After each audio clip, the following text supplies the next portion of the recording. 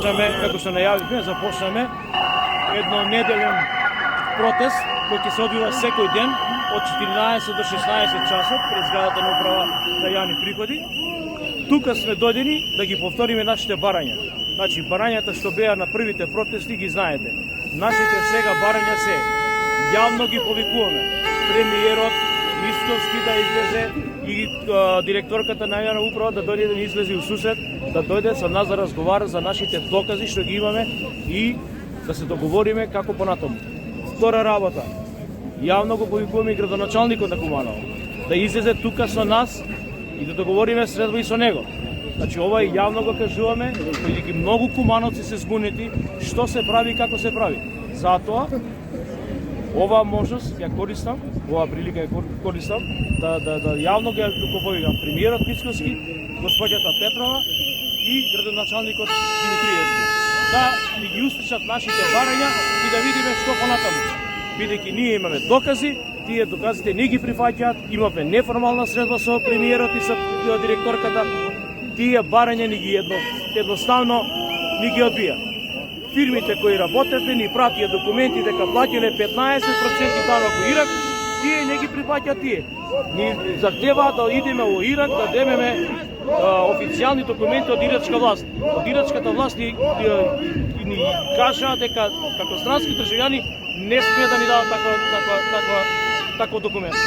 Значи, процедурата е многу сложена, бараме институциите од нашата држава, Министерството за надворешна работа, Министерството на владата, по официјални службени канали, преку амбасади, не знам како тие си знаат протоколи, да ни го обезбедат тие документи.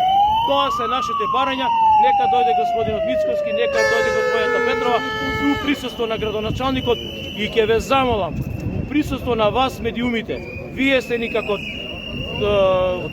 одскочна таска за нашите проблеми кои ги презентираме, бидејќи никој во овој град и во оваа држава не ги разбира.